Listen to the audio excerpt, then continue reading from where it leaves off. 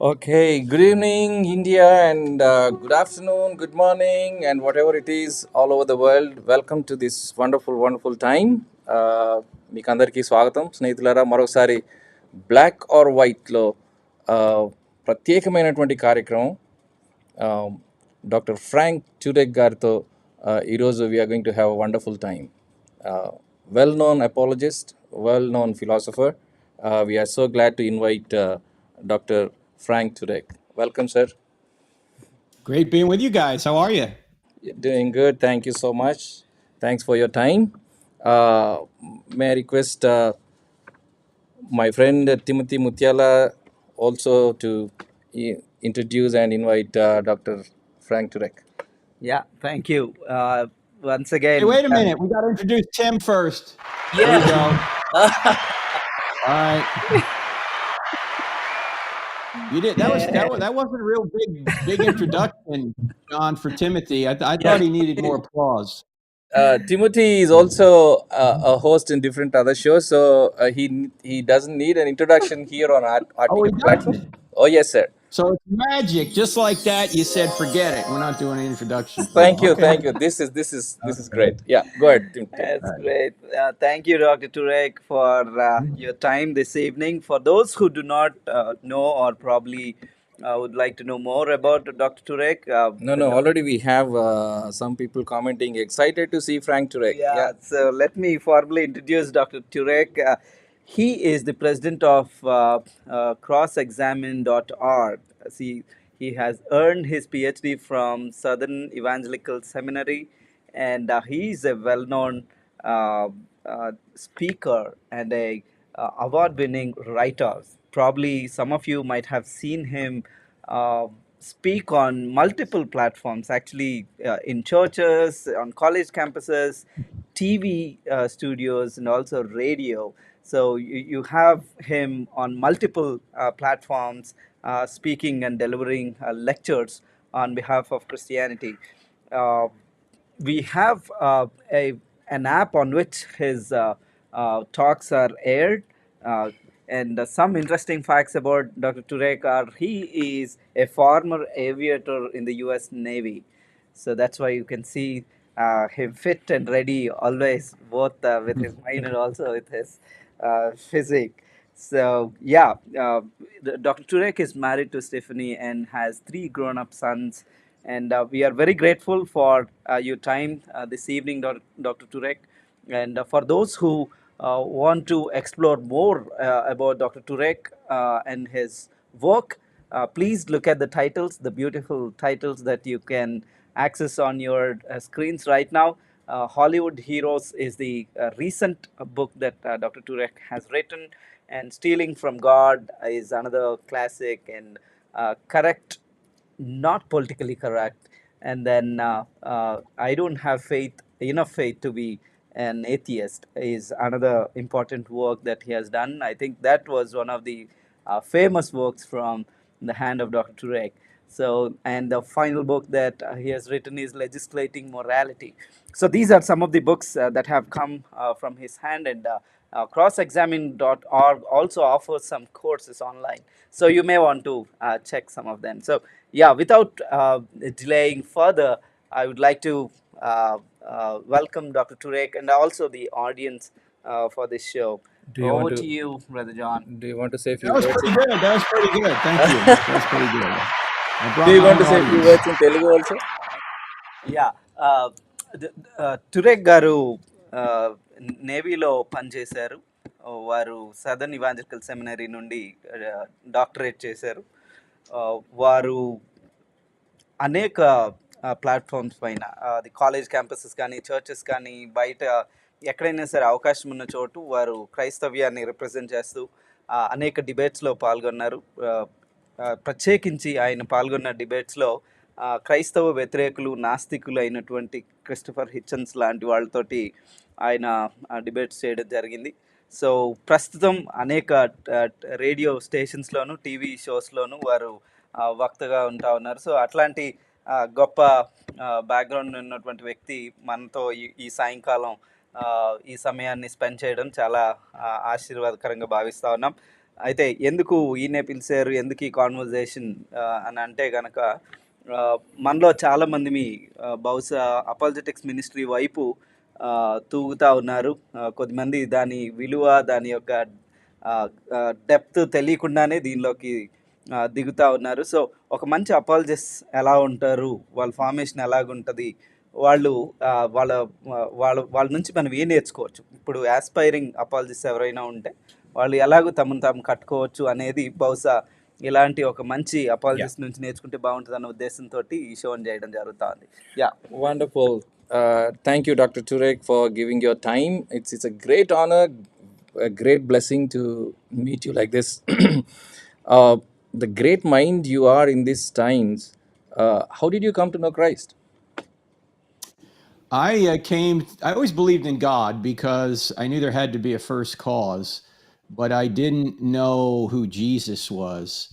I grew up in the Catholic Church and went to Catholic high school, but I never knew who Jesus was. And when I went into the Navy, I met the son of a Methodist minister, and I had so many questions for him. He finally said to me, "You just need to get Josh McDowell books.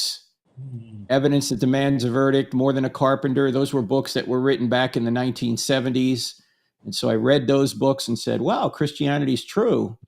And then after I got out of the United States Navy, I met Dr. Norman Geisler, who was a very famous apologist and had written a lot of books. And he was starting a seminary in Charlotte, North Carolina, where we live now. And we moved down here to Charlotte to attend that seminary. And from that point, we wrote the first two books you see on the screen there, Legislating Morality and I Don't Have Enough Faith to Be an Atheist. And I later started a ministry called crossexamined.org. And we, as you mentioned, we go to colleges, we go to high schools, we go to churches, and we try and show people why Christianity is true. And we take a lot of questions. And that's why if you go to our YouTube channel, Cross Examine YouTube channel, 2 words, Cross Examine, you will find a lot of videos from the college campus, a lot of Q&A videos, people asking questions and me trying to avoid answering them. Yeah. Do you want to translate? wow. Oh, we're supposed to translate this? A little bit. Oh, well, I'll stop. I'll go a lot.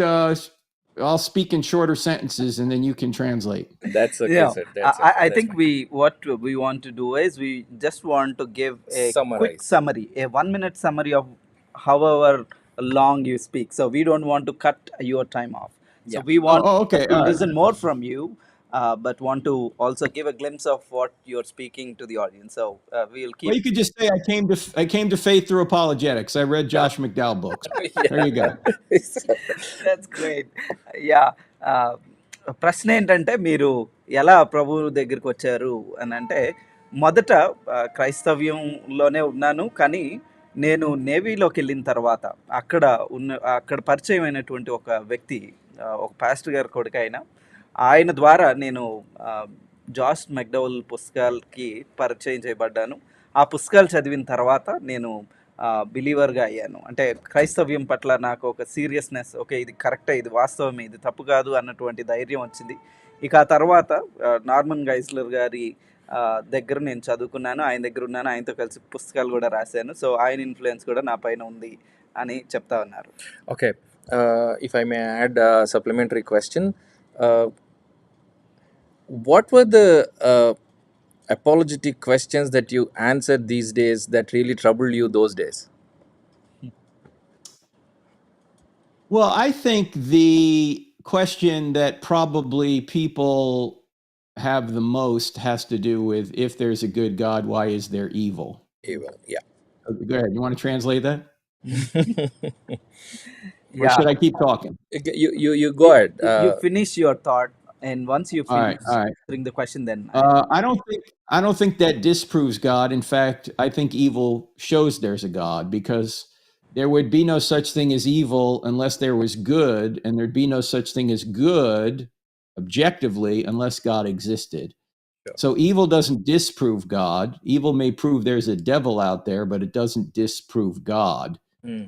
So, but it's an emotional problem, not an intellectual problem. We know that evil doesn't disprove God, but we ask questions. Well, why would God allow this evil to occur or that evil to occur? Those are the harder questions to answer because sometimes we don't know why God allows certain evils. We know why God allows evils in general because he's given us free will so we can love. The problem is free will also opens up the possibility for us to do evil. Yeah doctor Turek గారిని అడిగిన ప్రశ్న ఏంటంటే మీరు ఆ, ఆ, మిమ్మల్ని బాధించిన లేదా మిమ్మల్ని మీకు వచ్చినటువంటి ప్రశ్న దేవునిలోనికి కొత్తగా వచ్చిన దగ్గర నుంచి ఇప్పటి వరకు ఉన్నటువంటి వాటిల్లో ఏ ప్రశ్న మిమ్మల్ని ఎక్కువగా ఆలోచింపజేసింది, దాన్ని ఎలా మీరు ఎదుర్కొన్నారు అన్న దాని గురించి అడిగారు. దానికి సమాధానంగా వారు ఏమన్నారంటే ప్రాబ్లమ్ ఆఫ్ ఈవిల్, చెడు, ఈ లోకంలో ఉన్నటువంటి చెడును గూర్చినటువంటి ప్రశ్న మొదటి నుంచి నన్ను ఆలోచింపజేసేది. నేను దాని గురించి ఆలోచిస్తూ వచ్చాను. అయితే చెడు దేవుడు లేడు అని చెప్తుంది అని చాలామంది అనుకుంటారు, కానీ అది వాస్తవం కాదు. చెడు కేవలం ఏమని చెప్తుంది అని అంటే బహుశా సాతానున్నాడు అని చెప్తుందేమో, కానీ దేవుడు లేడు అని వాదించడానికి మనం చెడుని వాడలేం అన్న విషయాన్ని వారు చెప్తూ వచ్చారు. Yeah, isn't that interesting? It is. Yeah. This is totally different dimension that you are talking about. Evil proves the existence of Satan. Usually we miss that point. Thank you for sharing that, Dr. Turek. Yeah, go ahead. Yeah. My question is, out of all the branches of theology and rest of the education, Christian education, what made you to choose apologetics? Why apologetics? Well, because I was always interested in trying to discover what was true. And when I realized Christianity was true, I wanted to tell other people about it because obviously Christianity, if it's true, is the most important point or fact in the world. As C.S. Lewis famously said, Christianity is, if true, is of infinite importance. If it's not true, it's of no importance. What it can't be is just moderately important. Right? It's infinitely important if it's true. It's irrelevant if it's false, but it's not moderately important. Yeah. Wow, thank you. You want to summarize that? Yeah CS Lewis గారు చెప్పినట్టు ట్యూరెక్ గారు apologetics ఎన్నుకోవడానికి కారణం ఏంటంటే సత్యంను గురించినటువంటి అన్వేషణ, సత్యంను తెలుసుకోవాలనే కోరిక. CS Lewis గారు చెప్పినట్టు క్రైస్తవ్యం సత్యం అయితే నిత్యత్వపు విలువలు కలిగిన సత్యం, లేకపోతే నిత్యత్వపు నాశనానికి తీసుకువెళ్ళే అబద్ధం. సో ఆ విషయాన్ని పరీక్షించడానికి ఆశ కలిగి అపాలజెటిక్స్లోనికి వచ్చారని చెప్తా ఉన్నా. Thank you so much. Yeah, if I may ask the question like Pilate asked Jesus, what is truth? Truth is what corresponds to reality. Truth is telling it like it is. And some people today claim there's no truth. And when they do, you simply need to ask them, is that true? Because they're uttering truth claims when they say there are no truths. So it's self-defeating. Yeah. It's like saying, I can't speak a word in English.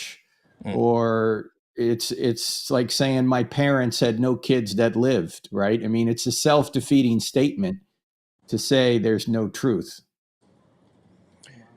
Yeah, చెప్తావా? Wow. సత్యం అంటే ఏంటి అన్న ప్రశ్న John గారు అడిగారు. ఎందుకంటే ఆయన సత్యం కోసం నుంచున్నాను, సత్యం కోసం అపాలజెటిక్స్ని ఎంచుకున్నాను అన్నారు కాబట్టి, సత్యం ఏంటి అని అంటే వాస్తవం నిగూర్చినది, ఇదే అని చెప్పగలిగినది అన్నట్లుగా చెప్తూ వచ్చారు. Do you want to add to that? Yeah, సత్యం వాస్తవముతో అనుసంధానమై ఉన్నది. సత్యము అంటేనే వాస్తవం. చాలాసార్లు సత్యం లేదు అని చెప్పేటువంటి వాళ్ళు వాస్తవానికి వ్యతిరేకంగా మాట్లాడుతూ ఉంటారు. వాళ్ళు ఆ మాట చెప్తూనే సత్యానికి సంబంధించినటువంటి క్లెయిమ్స్ చేస్తూ ఉంటారు. కాబట్టి ఇది డాక్టర్ టూరెక్ గారు చెప్పినటువంటి విషయం. Doctor Turek, I'm curious about the process that which through which you went to become an apologist. Because apologetics is seems to be like a fancy term these days. Everybody speaks about it, and they want to engage in it. But what does it take for an apologist to be formed? How did you uh, become who you are? Help us to go through the process. Well, you can't share what you don't know. You can't give what you don't got. So you have to learn. And I went to Southern Evangelical Seminary, ses.edu. You can go there from India because it's all online. You don't have to come to the United States. You can take the classes from India right there.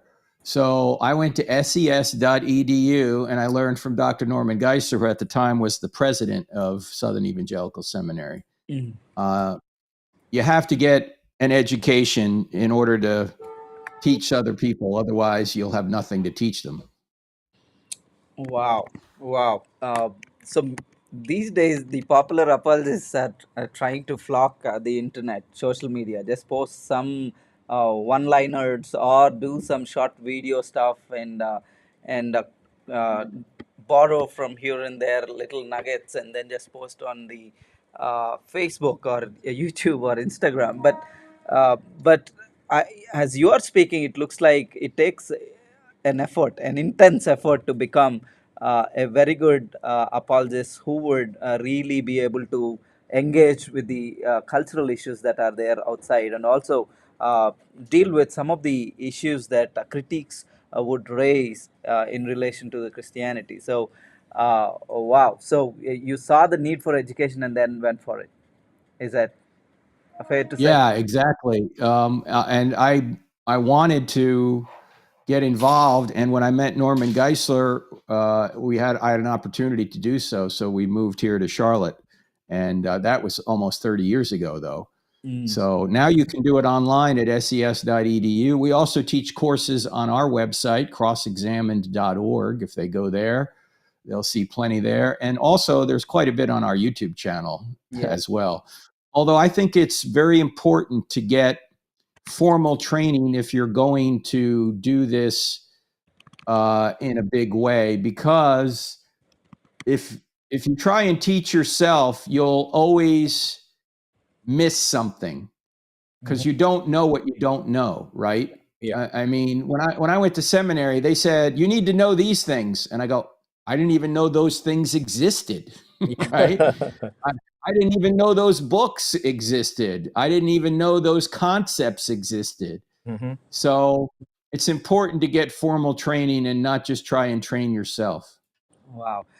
నేను క్విక్‌గా summarise చేస్తాను. Doctor Turek గారిని అడిగిన ప్రశ్న ఏంటంటే, మీరు అపాలజిస్ట్‌గా ఎలా మిమ్మల్ని మీరు తయారు చేసుకున్నారు? లేదా మీరు అపాలజిస్ట్‌గా ఎదిగిన క్రమం ఏంటి అని అడిగితే ఆయనన్నారు, నాకు లేని దాన్ని నేను ఎవరికీ ఇవ్వలేను కాబట్టి, ముందు నన్ను నేను ఆహ్, ఆహ్, ఆహ్, నాలెడ్జ్‌తో నింపుకోవడానికి ప్రయత్నం చేశాను. దానికోసం నేను ఎస్ఈఎస్ అనేటటువంటి సదర్న్ ఇవాంజలికల్ సెమినరీలో నేను చదివాను.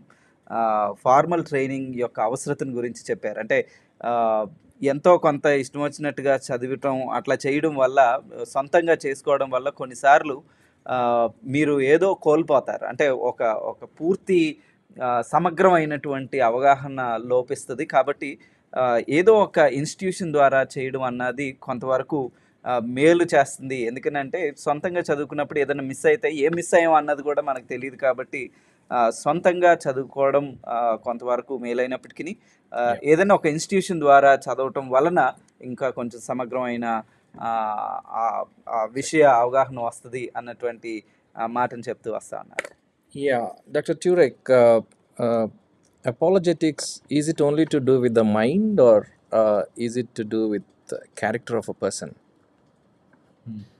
I think obviously it has to do with both, because you want to make sure that you're not just concerned about answers. Because when someone has a question, you're not just answering a question, you're answering a person. And you want to make sure that you're providing the answer that's going to help the person the most. Let me give you an example of this. If somebody asks you a question, if there's a good God, why is there evil? You always want to ask them, why are you asking that? That's a good question, but why are you asking it? If the person says, well, I've just always wondered how evil can exist with a good God, then you can give a philosophical answer, the one similar to the one I just gave a few minutes ago. But if the person says, I'm asking the question, if there's a good God, why is there evil? Because my baby just died. Well, you're not going to give them the philosophical answer. They don't need a philosopher. They need a pastor. Yes. And so they don't really need an answer at that point. They just need someone to comfort them. The answer may be helpful later, but it's not going to be helpful right after their baby died. So are you saying what is needed is apologetic mind and a pastoral heart? That's a good way of putting it. Yeah, I'm going to give you a round of applause for that. I like that. That's good, John. Yeah. Thank you, Jack. Yeah yeah అడిగిన ప్రశ్న ఏంటంటే apologetics పరిచర్యలో మేధస్సు మాత్రమే అవసరమా, లేకపోతే ఆ, ఆ, వ్యక్తిత్వం, ఒక మనిషి యొక్క వ్యక్తిత్వం కూడా రెండు అవసరమా, క్యారెక్టర్ కూడా అవసరమా అన్న దాని గురించి అడిగారు. సో అప్పుడు వారు ఏమన్నారంటే రెండు అవసరమే, ఒకటి ఉండి ఇంకొకటి లేకపోతే కుదరదు అని ఒక చిన్న ఎగ్జాంపుల్ చెప్పారు. వారు ఏమన్నారంటే ఎవరైనా బాధలో ఉన్నప్పుడు, ఎవరినైనా కోల్పోయి బాధలో ఉన్నప్పుడు వాళ్ళ దగ్గరికి వెళ్ళి మీకు బాధ ఎందుకు వచ్చింది, ఆ కష్టం ఎలా ఉంది ఏంటని దాన్ని అనాలిసిస్ చేసి దాని గురించి చెప్పడం కన్నా వాళ్ళకి కావాల్సింది ఎవరు అని అంటే ఎవరైనా ఒకళ్ళు ఆదరించే వాళ్ళు కావాలి అని చెప్పారు. అయితే క్రిస్టఫర్ గారు దాన్ని చక్కగా ఒక సెంటెన్స్లో పెట్టారు. వారు ఏమన్నారంటే ఆలోచన అలాగే ఒక కాపరి లాంటి తత్వం, హృదయం కావాలి అంటారా అని అన్నప్పుడు వారు దాన్ని అభినందించడం జరిగింది. Yes, go ahead with your question. Yeah, Dr. Turek, maybe I was going to ask you this question. You have two streams of people you would address. One is Christians asking you questions regarding some of the in-house questions, like maybe Armenian Calvinism debates or millennium debates or things like this. And on the other side, you have critiques from outside criticizing the historicity of Christ or the reliability of the Bible and things like that. So how do you approach each of these streams? Maybe first, if you would like to speak about helping the church, if somebody is interested in helping the church address some of the pertinent questions, how do you think about it? And if there is an aspiring apologist out there, how should they think about engaging with Christian issues? Well, I think, as my friend J. Warner Wallace says, the cold case homicide detective, we need a lot of people out there doing apologetics, not people that may have a big ministry doing it. We need people in every church doing it, in every small group doing it. So don't think you have to have a big presence in order to defend the Christian faith. Just influence the people around you. And if you're in a church and you have some skills in apologetics, then you ought to volunteer to teach. You ought to volunteer to be part of a group that wants to hear more. You ought to get involved with the youth, especially because they have questions. So our goal, the goal of all Christians should be to make disciples, right? Not just make believers. There's a difference. Jesus doesn't say make believers. He says make disciples, followers of him. And that involves knowing why it's true and being able to defend why Christianity is true.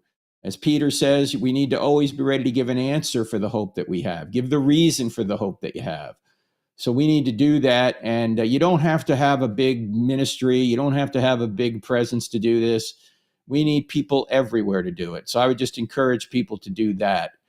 Now, with regard to people who are objectors, we're there to give them good reasons to get them to consider Christianity. But a lot of times I've noticed they're not interested in the truth because they're hostile to it. And so I'll normally ask them a question, and the question goes like this: if Christianity were true, would you become a Christian? And a lot of times people will say no, because they don't want there to be a God. Why? They want to be God of their own lives. And God is going to get in the way of what they want to do. They're not on a truth quest, they're on a happiness quest. Yeah. And so you should always ask people the question: if Christianity were true, would you become a Christian? If the person hesitates or says no, That's an ultimate. yeah, the problem is not in the head, the problem's in the heart. Yeah. Good.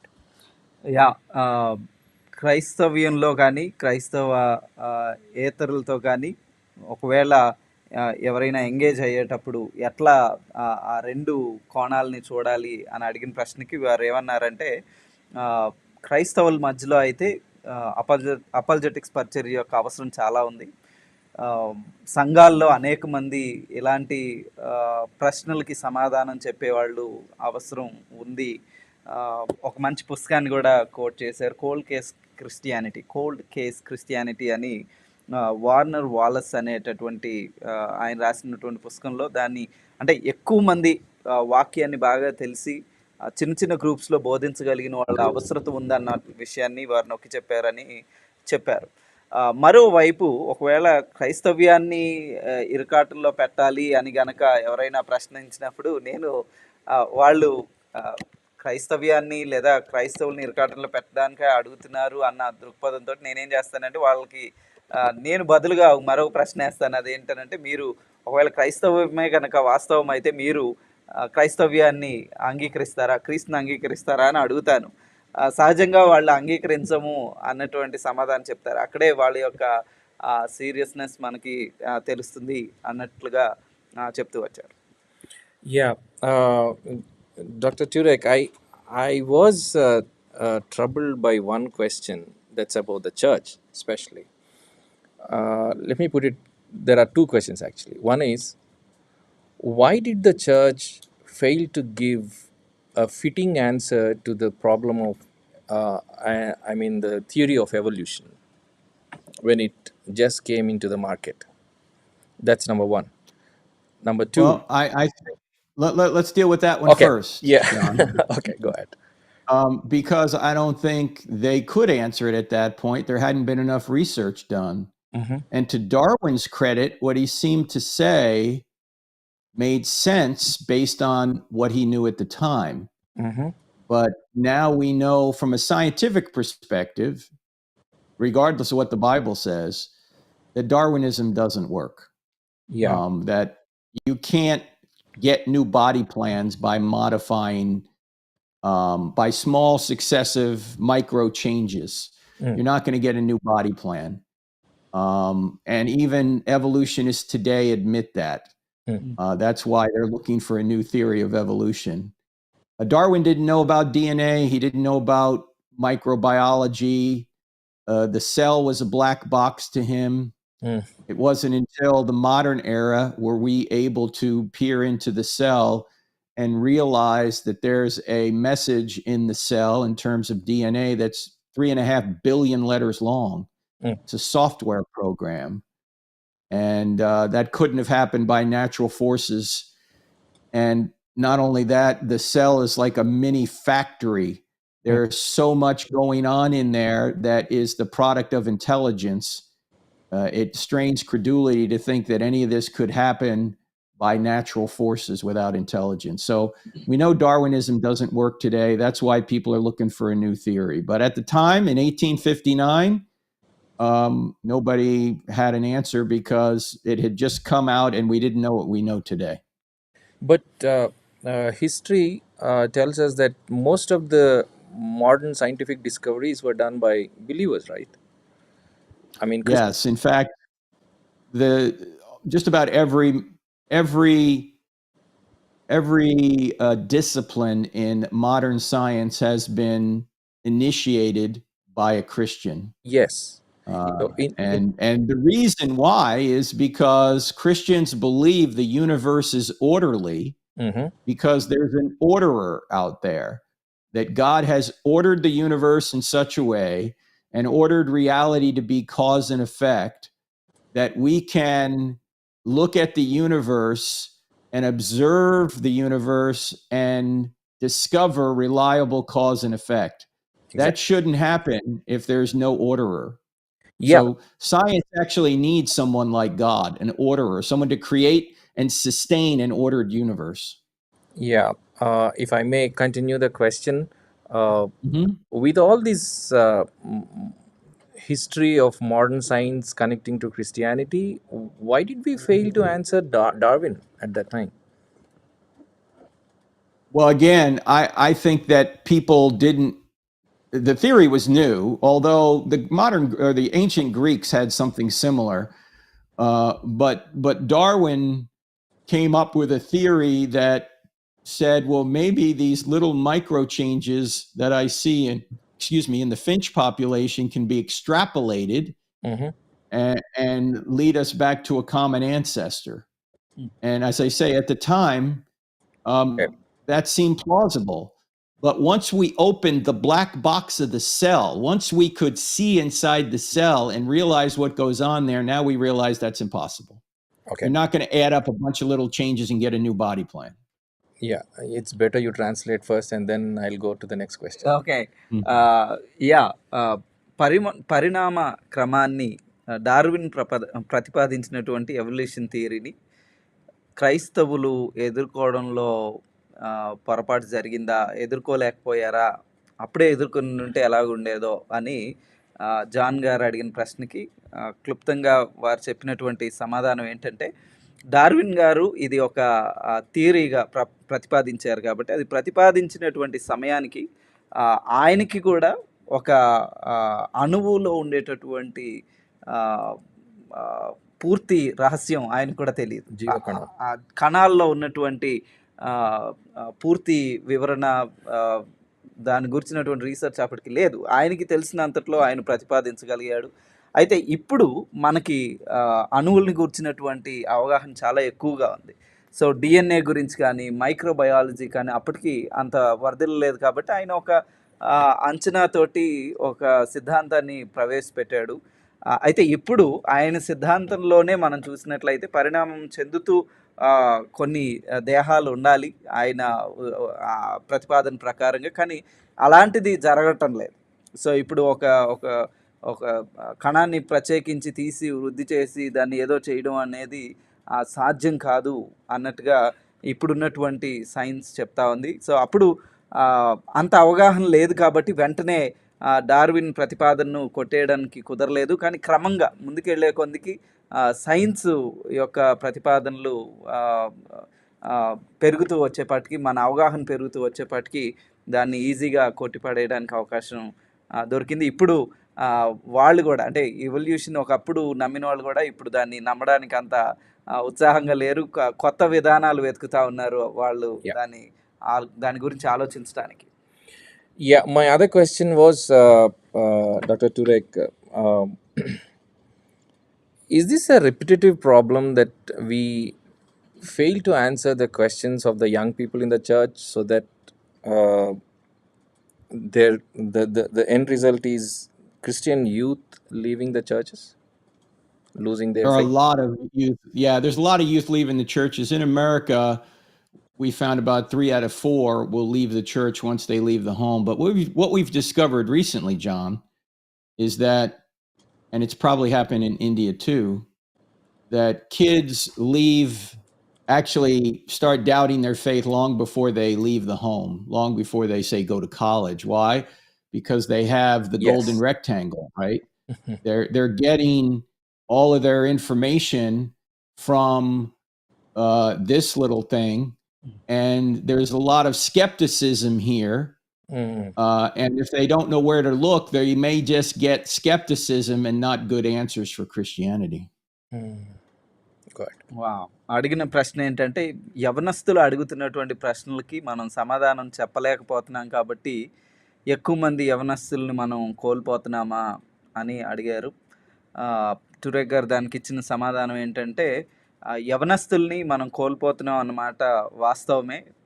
వాళ్ళు మనం కోల్పోవడానికి ఒక కారణం ఏంటనంటే వాళ్ళు cell phone ద్వారా ఇంటర్నెట్‌ని వాడుతూ ఇంటర్నెట్‌లో ఉన్నటువంటి విషయాలకి వాళ్ళు ప్రభావితం అవుతా ఉన్నారు. ఇంటర్నెట్‌లో ఎక్కువగా ఏముంది అనంటే క్రైస్తవ వ్యతిరేకమైనటువంటి విషయాలు, అంటే దేవునికి వ్యతిరేకమైన లేదా దేవుడిని నమ్మవలసిన అవసరం లేదు అన్నట్లుగా దేవుడిని ప్రశ్నించేటటువంటి తత్వాన్ని ఎక్కువగా ప్రోత్సహిస్తున్నటువంటి మెటీరియలే ఉంది కాబట్టి ఆహ్, యవనస్తులు ఆహ్, ఆ ప్రభావంతోటి ఎక్కువగా దేవుడి నుంచి దూరం అవుతున్నారు, సంఘాలకి దూరం అవుతున్నారు అని నేను అనుకుంటున్నానని చెప్పారు. Yeah. Go ahead with your question. Yeah, Dr. Turek, uh, the question, one of the pertinent questions that emerges is about the debate about the young earth versus old earth. Uh, where are we now? What is the best way to think about that debate? I think that equally troubles Christians and also outsiders, but how can a genuine believer, maybe we'll try to help the believers first, and then maybe, like you said, critics are not our primary target right now. So let's think in terms of how to equip a believer. How can a believer think about this issue?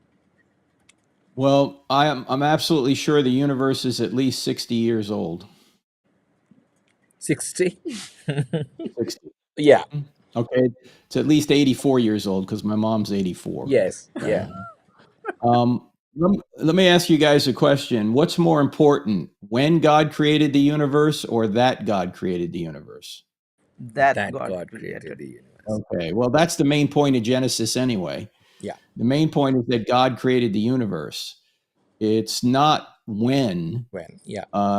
And I think the Bible leaves the age of the earth indeterminate because it says in the very first verse, in the beginning, God created the heavens and the earth. Mhm. Okay. When did God create the heavens and the earth? It doesn't say. It says in the beginning. When was the beginning? We don't know. The days don't begin until verse 3. Now, it could be that the heavens and the earth are created, and then it says how God did it, but it doesn't say when he did it. And we could get into what days mean and all this, but I don't think that's the purpose of the passage. Yes.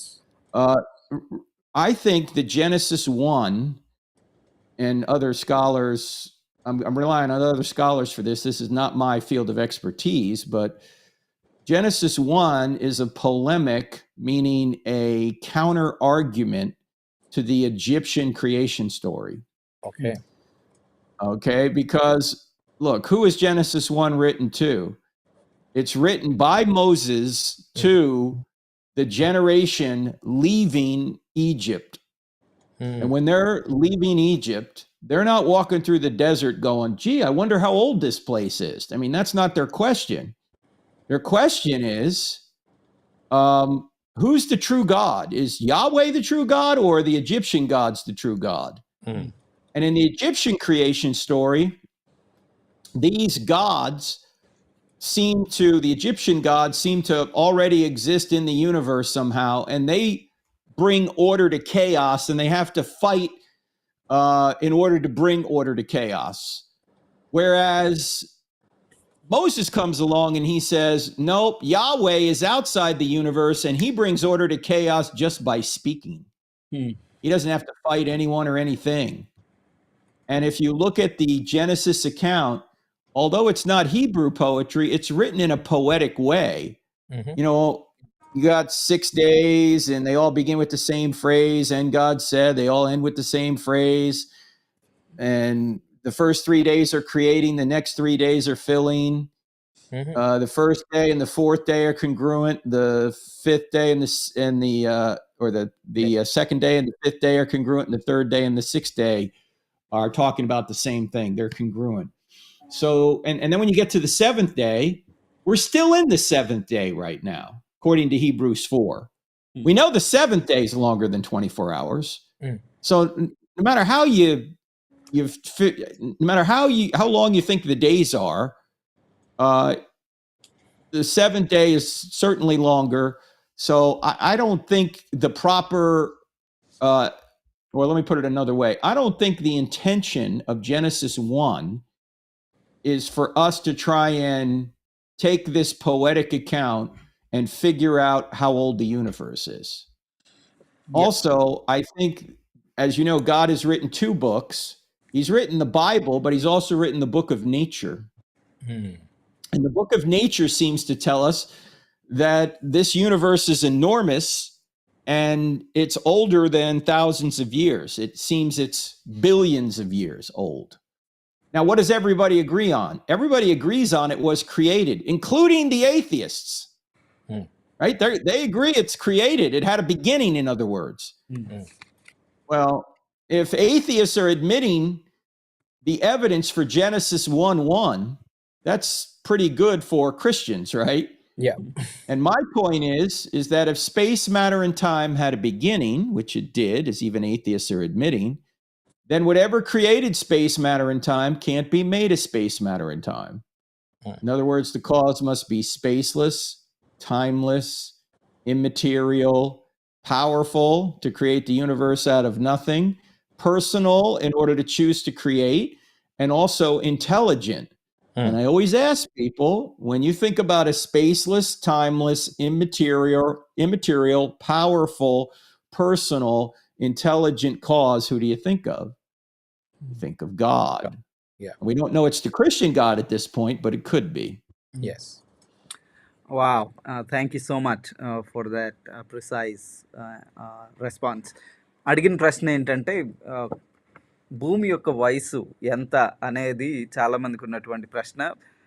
కొద్దిమంది క్రైస్తవ్యానికి వ్యతిరేకంగా ఉన్నవాళ్ళు లేదా బైబిల్ని అర్థం చేసుకునే విషయంలో నిజంగానే ఆలోచన పూర్వకంగా ఉన్నవాళ్ళు కూడా క్రైస్తవ్యంలో కొద్దిమంది ప్రతిపాదించినటువంటి 6,000 సంవత్సరాల క్రితమే అన్నటువంటి ఆలోచన ఉండబట్టి కొద్దిమందికి ఈ ప్రశ్న రావడం సహజం. కాబట్టి ఆ విషయంలో మీరు ఏం చెప్తారు అని అంటే, డాక్టర్ టురేక్ గారు చెప్పిన సమాధానం ఏంటనంటే, బైబిల్ గ్రంథం రాయబడింది, ఎస్పెషలీ ఆది కాండము లేదా మొదటి 5 పుస్తకాలు రాయబడింది దేవుడు సృష్టిని సృజించాడు అని చెప్పడానికి, కానీ ఎప్పుడు సృజించాడు అని చెప్పడానికి కాదు. ఆయన ఈ సృష్టి ఉనికిలోనికి ఎలా వచ్చిందని చెప్పడం జెనసిస్ 1 యొక్క ఉద్దేశం, కానీ ఎప్పుడు అనేది కాదు. బైబిల్ ఎప్పుడు అనే విషయంలో సైలెంట్గా ఉంది అన్న విషయాన్ని ప్రస్తావించారు. ఆ తర్వాత వారు ఏమన్నారంటే, మోషే గారు ఈ పుస్తకాలని రాసేటప్పుడు ఆయనకున్నటువంటి ఆలోచన ఏంటనంటే, ఇశ్రాయేలు ప్రజలు ఐగుప్తులోంచి బయటకు వచ్చారు కాబట్టి ఇశ్రాయేలీల యొక్క దేవుని యొక్క ప్రత్యేకత గొప్పతనాన్ని గురించి వివరించడం. కాబట్టి ఐగుప్తు దేవతలు దేవుళ్ళకి ఈయనకి ఉన్నటువంటి ప్రత్యేకత. ఆ తర్వాత ఏన్షియంట్ నియర్ ఈస్ట్ మొత్తంలో మనం తీసుకున్నప్పుడు ఏన్షియంట్ నియర్ ఈస్ట్ మొత్తంలో ఉన్నటువంటి దేవీ దేవతలకును మోషే ఇశ్రాయేలీలకి చెప్తున్నటువంటి దేవునికి మధ్య ఉన్నటువంటి వ్యత్యాసాన్ని గురించి చెప్తుంది. మిగతా వాళ్ళందరూ కూడా సృష్టిని పూజిస్తూ ఉన్నప్పుడు ఆ సృష్టిని పూజించటం కాదు, సృష్టికర్త ఒక ఆయన ఉన్నాడు అన్న విషయాన్ని గురించి మోషే గారు హైలైట్ చేసినట్టుగా, వాక్యం హైలైట్ చేసినట్టుగా మనకి అర్థమవుతా ఉంది. సో చివరిలో చాలా చక్కని విషయాన్ని ఒకటి చెప్పారు. ఒకవేళ సృష్టికర్త ఉన్నాడు అని మనం చెప్పగలిగినట్లయితే ఆ సృష్టి ఎక్కడి నుంచి వచ్చింది అంటే ఎవరో ఒక సృష్టికర్త ఉండాలి వెనకాల. ఎవరైనా సృష్టించి ఉండుంటే ఆయనకి ఎలాంటి లక్షణాలు ఉండాలి అని అంటే, స్పేస్ అంటే ఒక స్థానానికి పరిమితం కానీ సమయం విషయంలో పరిమితులు లేనివాడు, తర్వాత ఇమ్మోర్టల్ ఎప్పటికీ నశించినటువంటి వాడు, సర్వశక్తి కలిగిన వాడు, వ్యక్తిగతమైన వాడు, అత్యంత జ్ఞానం కలిగినటువంటి వాడు మాత్రమే సృష్టించేసే అవకాశం ఉంది అని ఈ విషయాల్ని 2 సార్లు చెప్పారు. అంటే ఈ లక్షణాలు ఉన్నది ఎవరికి అని అంటే, ఒక నాస్తికుడైనా ఒప్పుకోవాల్సిందే ఏంటంటే ఒక వ్యక్తికే ఉంటాయి. ఆ వ్యక్తి ఎవరు అంటే అది దేవుడేనా అంటే దేవుడే అని చెప్పక తప్పదు నాస్తికులైనా. కానీ అది క్రైస్తవులు నమ్మేటటువంటి దేవుడైనా లేకపోతే ఏ దేవుడైనా అంటే ప్రస్తుతానికి దేవుడు అని మనం చెప్పగలం. అది నాస్తికులు కూడా చెప్పి తీరాల్సిందే. ఎందుకంటే ఆ తర్వాత సృష్టిలో ఉన్నటువంటి క్రమాన్ని మనం చూసినప్పుడు వాళ్ళు కూడా దాన్ని కాదనలేనటువంటి సత్యం. సో దేవుడు మనకి బైబిల్తో పాటు సృష్టిని కూడా ఇచ్చాడు. కాబట్టి సృష్టిని మనం చదివినప్పుడు ఆ సృష్టి యొక్క వయసు ఇంత అని సైంటిస్ట్ నిర్ధారిస్తూ ఉన్నారు కాబట్టి దాన్ని కూడా మనం సీరియస్గా తీసుకోవాలంటారు. So Yeah, Dr. Turek, let me guarantee you, Tim didn't give his own message. He just translated you. He deserves a clap. Yeah. He thank you. deserves a clap. Okay, there you Yes, go. yes. Well done, well done, well done. Well done. It's a great job. Yeah. Thank you. Dr. Turek, your famous statement, I really liked it. You said you believe in Big Bang because you know who banged it. This is what you always say, right? So, are you pointing towards theistic evolution? No, because I don't think there's evidence for theistic evolution. I don't think evolution's true. And if you're going to say God did it, where did he jump in? And even the theistic evolutionists I know won't answer that question. I think microevolution is true.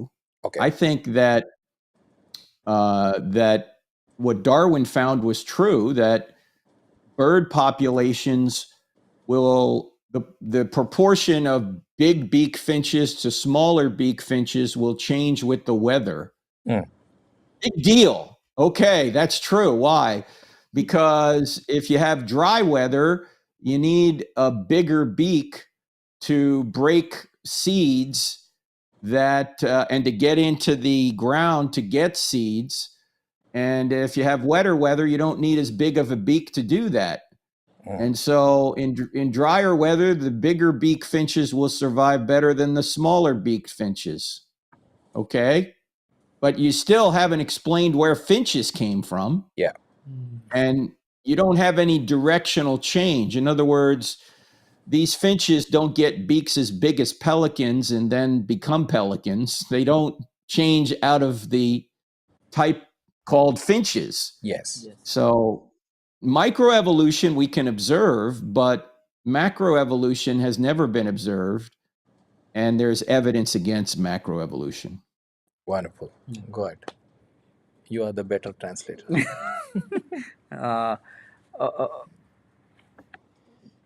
Can you remind me the question? Yeah, ప్రశ్న ఏంటంటే కొంతమంది థియిస్టిక్ evolution అంటే దేవుడు ఉన్నాడని నమ్మేటువంటి వాళ్ళు దేవుని యొక్క సృష్టిలో ఈ పరిణామ క్రమం అనేది ఉంది అండ్ దేవుడు దాన్ని అలాగే సృష్టించాడు అనేటువంటి రెండింటిని కలిపి ఆలోచించేటువంటి ఆలోచన. పరిమాణ క్రమాన్ని అలాగే దైవత్వాన్ని దేవుడు పరిమాణ క్రమాన్ని వాడుకున్నాడు అని చాలా మంది అంటారు. అయితే దాని గురించి డాక్టర్ టూరేక్ గారు ఏమన్నారంటే పరిమాణ క్రమం పరిణామ క్రమం కొంతవరకు వాస్తవం అయి ఉండొచ్చు. అది కూడా ఒక జీవి లోపల జరుగుతున్నటువంటి మైక్రో విషయాన్ని మనం గమనించవచ్చు. కానీ ఒక జీవే మారిపోవట్లేదు, ఒక జీవే ఇంకొక జీవిగా అయిపోవట్లేదు అన్న విషయాన్ని గుర్తుపెట్టుకోవాలి. ఇవల్యూషన్లో ప్రతిపాదించింది ఏంటంటే ఒక జీవి మరో జీవిగా, మరో జీవి మరో జీవిగా అలా ఉండే కొందికి క్రమంగా మార్పులు చోటు చేసుకుంటాయని. కానీ అలాంటి అవకాశం లేదు, అలాంటిది ఎప్పుడు జరగలేదు అన్న విషయాన్ని నొక్కి చెప్పడానికి ప్రయత్నించారు. దానికి ఒక చక్కని ఉదాహరణగా వారు ఫించెస్ గురించి, ఒక రకమైన పక్షుల గురించి చెప్పారు. ఆ పక్షుల యొక్క ముక్కు ఇంట్లో ఉన్నాయి. సో జాన్ బ్రదర్ వాళ్ళ ఇంట్లో ఉంది, అందుకే ఆయన ట్రాన్స్లేట్ చేస్తే బాగుంటుంది అనుకున్నాను. సో వాటి యొక్క ముక్కు వాతావరణానికి అనుకూలంగా మారుతుంది అన్న విషయాన్ని గురించి ప్రస్తావించారు. సో వాతావరణానికి అనుకూలంగా ముక్కు మారుతుంది, కానీ ఫించెసే పెలికాన్లుగానో పెంగ్విన్లుగానో లేకపోతే వేరే వేరే పక్షులుగా మారిపోవట్లేదు. కాబట్టి ఒక జీవి లోపల మార్పులు సంభవించడం అన్నది అంతవరకు మనం పరిమాణ క్రమం అంతే కదా, పరిణామ క్రమాన్ని మనం చూడొచ్చు. కానీ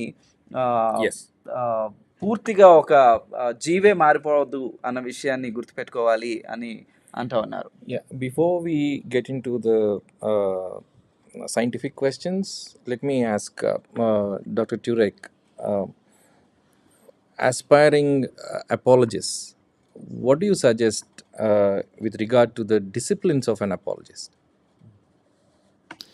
I think that the apologist needs to focus on the big issues, not the minor issues. So the big issues that I try and focus on are, does truth exist? Does God exist? Are miracles possible? And did Jesus rise from the dead? Is the New Testament historically reliable? Those four things. Now, that's what we do when we go to a college campus. We present answers to those four questions: truth, God, miracles, New Testament, particularly the resurrection. Because if the resurrection occurred, then you can show that the whole Bible is true, and you can show that Christianity is true. Okay. And then you've got to get good at answering questions in four areas. And all of this, by the way, is in our app, the Cross-Examined app. So if you download the Cross-Examined app, you can see everything I'm about to say. And you get questions in what I call the 4 E's: evil, evolution, ethics, and eternity. Evil, evolution, ethics, and eternity. So we've already talked about evil. We've talked a little bit about evolution. Ethics would be questions that, why did God kill the Canaanites? What about LGBTQ issues, the sexual issues? What about so-called slavery in the Bible? Was it really slavery, or was it indentured servitude, which is what it was? But people have questions about that. And then eternity, what about those that have never heard? Why did God create people he knew would go to hell? Questions like that. So 95% of what you need to know to be a good apologist are those 4 questions: truth, God, miracles, New Testament, and those 4 areas that you're going to get objections or questions about. 4 E's. Evil, evolution, ethics, and eternity. What are the disciplines that you suggest for a personal life of an apologist, apart from answering questions? Oh, well, just like every other Christian, right? We ought to be reading the Bible. We ought to be involved in a church, a small group. We ought to be praying. We ought to be meditating on the scriptures. We ought to be serving. Those are some of the disciplines. If I may add one more angle to that, how should an apologist conduct himself on the stage, on the pulpit, or when he is engaging in answering the questions? Well, I think you want to give a lot of grace to people asking questions. Yeah. Because as I mentioned earlier, you're not answering a question, you're answering a person. And you should not expect everybody to agree with you. I mean, people ask me, how do you stay calm when people are bringing up objections, and many of them are what you might think are stupid objections, right? Yeah. Or they disagree with what you've said. And my response is, why would I expect anybody to agree with me? Why would I expect a 20-year-old kid to agree with me, at a college campus? I'm 60 now. When I was 20, I didn't believe everything I believe now. So why should I expect a 20-year-old kid who doesn't have the same life experience I have to agree with me on everything? I shouldn't. Yeah. And that's why you ought to just be calm and just say, okay, well, let's see if we can shed some light on that question. And also, Paul said, I'm the chief of all sinners. I'm the biggest sinner, basically, but God showed me mercy. So if Paul needed mercy, so do we. Sure. Absolutely. You want me to translate so far? Yeah, let me add. I think Tim is coming from an angle of a particular experience of ours in India, especially on the social media, where the so-called apologists are bent upon polemics, and they are all the time trying to attack the questioners and people who disagree with them. There's a heated up atmosphere created in the social media, and we are facing the brunt of it. Yeah, very intolerant towards either, whether it is Christians asking them questions, differing their views, or even non-Christians asking questions related to Christianity. Some of the people, it appears that they are very intolerant, or Yeah. sometimes they are not very considerate to other views than what they hold to. So yeah, thank you for clarifying Yes. that was one of the reasons why I was thinking in terms of ethics of engagement, because sometimes we don't see that grace that you've been speaking about, and the attitude that we were sinners but God has saved us, Yeah. and people find it very difficult to accept others' views. So whatever they hold, they think that's true, and they don't want to give scope for others' views. So, Yeah. what do you have to say on that? Yes, well, I think it's wrong to treat people poorly, and it's counterproductive as well. So why would you do that? And it's very tempting online to do it because you don't see the person. You're just writing, Yeah. and it's for some reason people treat others online so much more poorly than they would if they were sitting across a table from them. Yeah. So I think you have to be extra polite online to counter the tendency to be hostile. There's no reason to be hostile. Why should you expect somebody to agree with you? Yeah. That's right. Yeah. You want to translate? Yeah. Wow, there is a lot to translate, but I'll try to quickly summarize. Uh, ఒక apologist పరిచర్యలో ఉన్నటువంటి వ్యక్తి వేటి గురించి ఎక్కువగా ఆలోచించాలి, ఎలా తను తాను సన్నద్ధం చేసుకోవాలి, ఎలాంటి క్రమశిక్షణతోటి ఉండాలి అనే ప్రశ్నలను అడగడం జరిగింది. ఆ తర్వాత ఆ, ఆ, ఎలాగూ సమర్థనవాదం అపాలజెటిక్స్ నిర్వహించేటప్పుడు, అది చేసేటప్పుడు ఎలాంటి యాటిట్యూడ్ తోటి ఉండాలి అన్నటువంటి ప్రశ్నలు అడగడం జరిగింది. సో వీటికి డాక్టర్ టురేక్ గారు చాలా చక్కని సమాధానం చెప్పారు. ఏమన్నారంటే 4 మొత్తం 8 విషయాలు, 4 విషయాల్లో చాలా ప్రధానమైన విషయాలుగా భావించి, ఈ 4 విషయాల్లో అపాలజెటిక్స్లో ఎంగేజ్ అవ్వాలనుకున్న వాళ్ళు ఈ 4 విషయాల్లో ఎక్కువగా పట్టు సాధించాలి, లేదా ఎక్కువగా వాటి గురించి ఆలోచన చేసి వాటిల్లో ఎక్కువగా నాలెడ్జ్ సంపాదించాలి అని చెప్తూ వచ్చారు. మొట్టమొదటిది ఏంటంటే సత్యం గూర్చినటువంటి విషయాలు, తర్వాత దేవుని గూర్చినటువంటి విషయాలు, ఆ తర్వాత మిరకల్స్ అద్భుతాలు, క్రీస్తు ని గూర్చినటువంటి విషయాలు, తర్వాత క్రొత్త నిబంధన యొక్క రిలయబిలిటీ విషయం. సో ఇవి అత్యంత ప్రాముఖ్యమైన విషయాలుగా నేను భావిస్తాను అపాలజెటిక్స్ పరిచర్యకి. వీటి విషయాల్లో అపాలజెటిక్స్ చేయాలి అని అనుకున్న వాళ్ళు ఇవి తెలియకుండా ఉంటే బహుశా కష్టం అని అనిపిస్తూ ఉంది. ఈ 4 విషయాల్లో ఒక మంచి అభిప్రాయం, ఒక సమగ్ర అభిప్రాయం ఉండాలి. ఆ తర్వాత ఎక్కువగా ప్రశ్నలు వచ్చేది 4 అంశాల నుంచి. ఎవరైనా అపాలజెటిక్స్ పరిచర్యలో ఉన్నప్పుడు 4 అంశాల్లో ఎక్కువ ప్రశ్నలు వస్తాయన్న విషయాన్ని గుర్తెరిగి వాటిల్లో ప్రావీణ్యం సాధించాలి. మొట్టమొదటిది ఈవిల్, చెడును గుర్చినటువంటి ప్రశ్నలు. చెడు ఎక్కడి నుంచి వచ్చింది, చెడును దేవుడే రప్పించాడా, ఇలాంటి ప్రశ్నలు. ఆ తర్వాత ఇవల్యూషన్, ఇందాక మనం విన్నటువంటి ఎక్స్ప్లెనేషన్, ఆ ప్రశ్నలకు సంబంధించి. తర్వాత ఎథిక్స్ని నైతిక విలువలకు సంబంధించినటువంటి విషయాలు. ఆ తర్వాత చివరిగా ఇటర్నిటీ, నిత్యత్వాన్ని గుర్చినటువంటి ప్రశ్నలు. సో ప్రశ్నలన్నిటినీ ఈ 4 మనం కుదించవచ్చు అని చెప్పారు. అయితే ఈ ఇన్ఫర్మేషన్ అంతా ఒకవేళ మీరు మాకు ఇంట్రెస్టింగ్గా ఉంది, ఇది మాకు ఇంకా తెలుసుకోవాలని ఉందంటే కనుక crossexamine.org అనే వెబ్సైట్లో ఈ విషయాలన్నిటినీ పొందుపరిచారు. వాళ్ళ యాప్లో కూడా వీటిని పొందుపరచడం జరిగింది. సో అక్కడ నుంచి మీరు తీసుకుని ఇంకొంచెం సమగ్రంగా, ఇంకొంచెం లోతుగా ఈ విషయాల గురించి పరిశీలన చేయొచ్చు. మరి ఆన్లైన్ ఎంగేజ్మెంట్లో అంటే ఒకవేళ మనం వేరే వాళ్ళతోటి మనం ఉపవాదాలు చేసేటప్పుడు ఒకవేళ ఆన్లైన్లో కనుక చేస్తే ఎలాంటి దృక్పథంతో ఉండాలి అని అంటే, ఎక్స్ట్రా పొలైట్గా ఉండాలి ఆన్లైన్లో.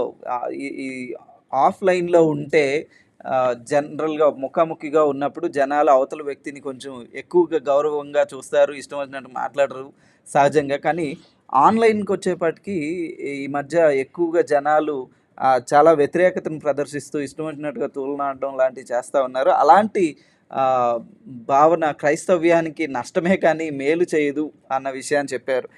It works counter productive to Christians అన్న విషయాన్ని వారు మెన్షన్ చేస్తూ వచ్చారు. అలాగే ప్రతి ఒక్కళ్ళు మన అభిప్రాయాలతోటి ఏకీభవిస్తారని కూడా మనం భావించక్కర్లేదు. నువ్వు నమ్మిన దాన్ని క్లియర్‌గా చెప్పాలి. అంతేగాని ప్రతి వాళ్ళు నాతో ఏకీభవించాలి, లేకపోతే కుదరదు అన్నట్టుగా ఉండకూడదు. కృపాసహితంగా ఉండాలి. దేవుడు నేను ఒక పాపిని, దేవుడు నన్ను రక్షించాడు అని ఆ కృపాసహితమైనటువంటి యాటిట్యూడ్‌నే మనం అవతల వాళ్ళ వైపుకి చూపాలి కానీ, మనం ఏమాత్రం కూడా అవతల వాళ్ళని రెచ్చగొట్టేలాగా, వాళ్ళని కోపగించుకునేలాగా చేయకుండా ఉండడం అవసరం అన్నట్టుగా చెప్పడం జరిగింది. Yeah, let's go to our questions on the subject. Yeah, maybe we'll go to the question on God.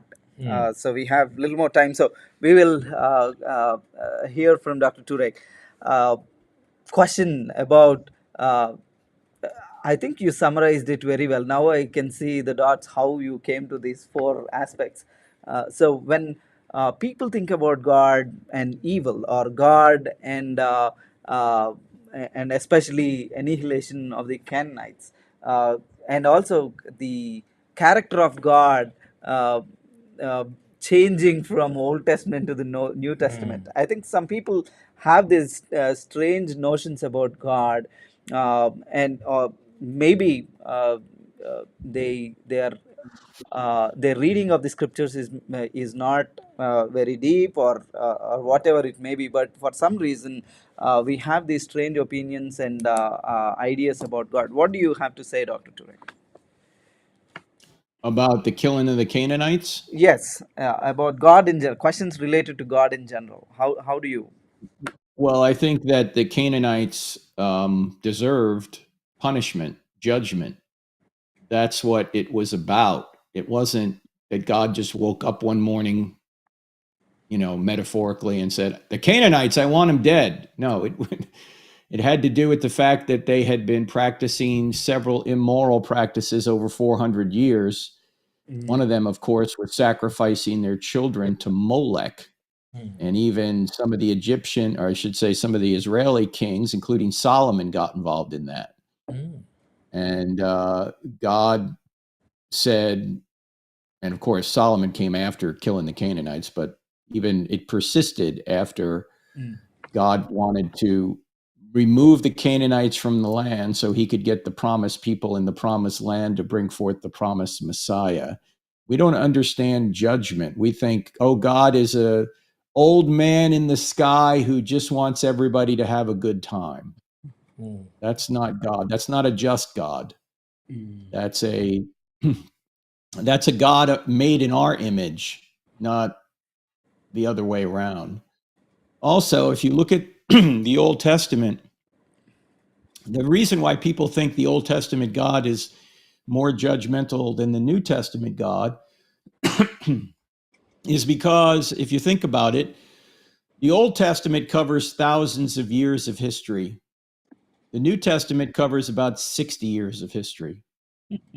There is a lot of time in the Old Testament for judgment to occur. There's a lot of time to mess up and sin and for God to bring judgment. There's not that much time in the New Testament, but he still does. He brings judgment on Israel in 70 AD. That's what Jesus said would happen in Matthew chapter 24. And of course, hell becomes much more of a subject in the New Testament than in the Old Testament. And the book of Revelation talks about judgment as well. So it's the same God in both Testaments. The reason it seems like the God of the Old Testament is more judgmental than the New is because we're not reading closely enough. And secondly, the Old Testament has a lot more judgment in it because it covers a much longer period of time where God is literally the king of Israel. It's a theocracy. Wow, thank you. అడిగిన ప్రశ్న ఏంటంటే, దేవుని యొక్క గుణలక్షణాలని గురించి అర్థం చేసుకోవడంలో చాలామంది పొరపాటు పడతా ఉన్నారు.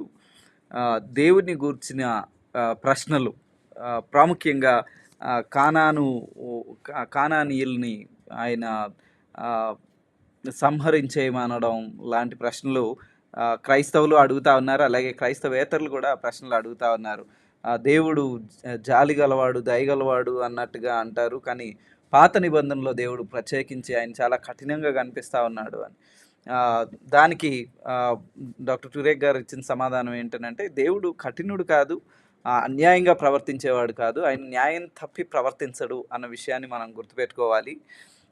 మొట్టమొదటిగా 400 సంవత్సరాల పాటు ఆ కానాను, అలాగే కానాను చుట్టుపక్కల ఉన్నటువంటి ఇతర జాతుల వారికి దేవుడు 400 సంవత్సరాల పాటు సమయం ఇచ్చాడని, ఆ సమయంలో వారు ఎంతో అనైతికంగా ప్రవర్తించారు కాబట్టి వాళ్ళకి అది తగును, ఆ శిక్ష తగును, అది తగనిదే దేవుడు వాళ్ళని శిక్షించడు అన్న విషయాన్ని చెప్పారు.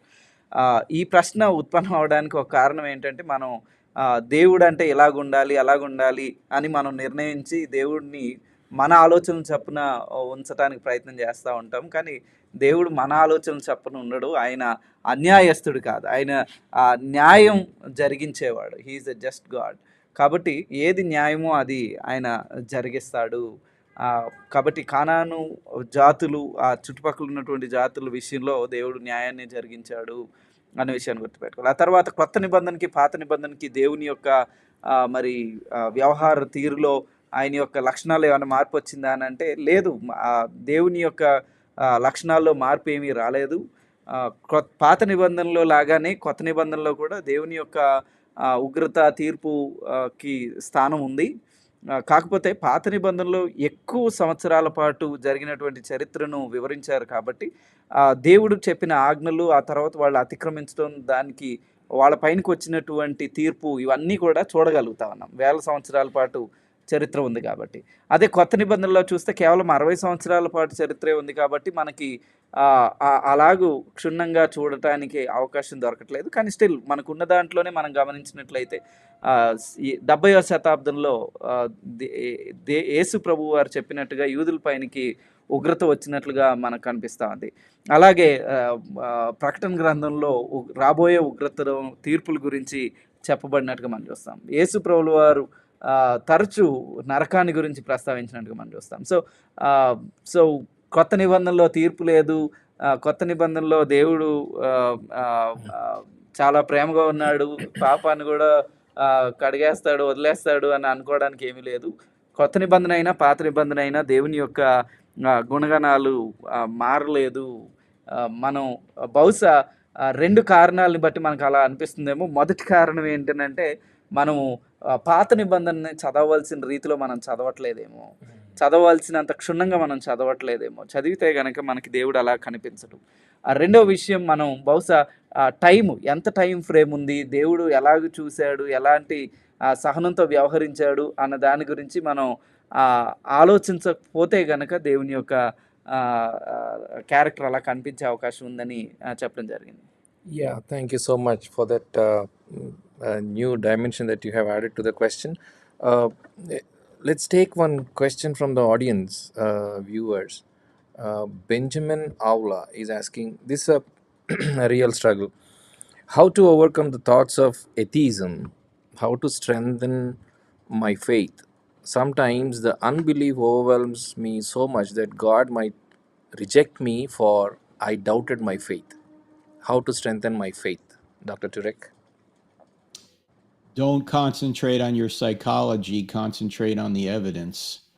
Your psychology will not tell you whether something is true outside of your skull. The evidence will. Let me give you an example of this. Some people are afraid to fly on an airplane because they think they're going to die if they get on an airplane, that it's going to crash. But statistically, it is far safer to fly somewhere than it is to drive somewhere. Yeah. You should be afraid to get in your car, not afraid to get on an airplane. Yet some people psychologically can't get on an airplane despite the fact that the evidence says it's safe. Yeah. So the same is true with Christianity.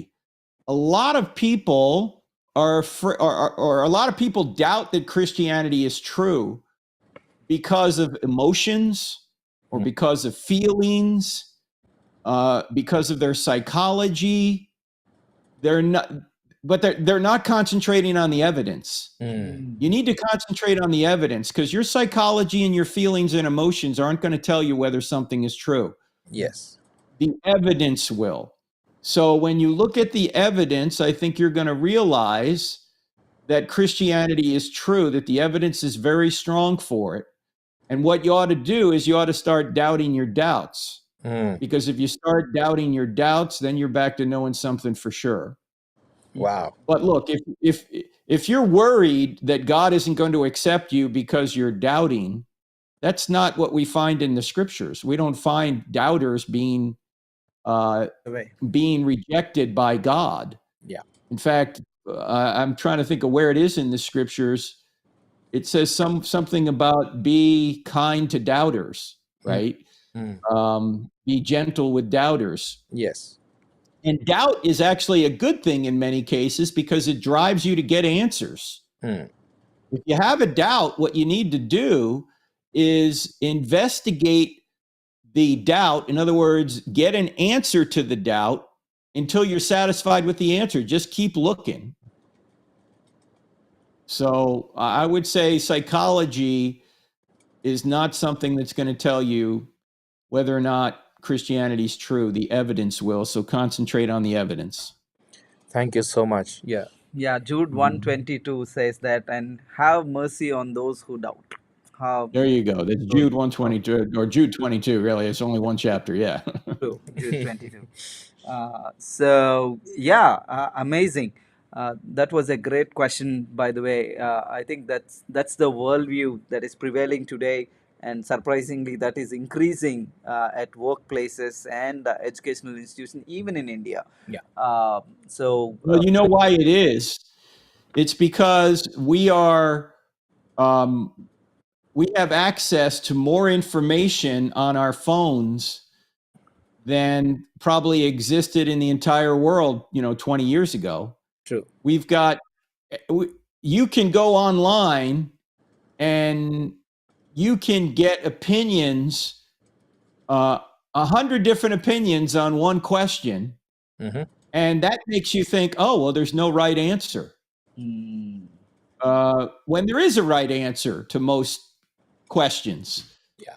But due to the overwhelming amount of misinformation out there, we tend to think there's no good information. I mean, when people are doubting that men are men and women are women, you got to go, okay, come on, this is ridiculous now. Yeah. We can look in the mirror and see. You can see what you are, right? Okay, stop doubting the obvious.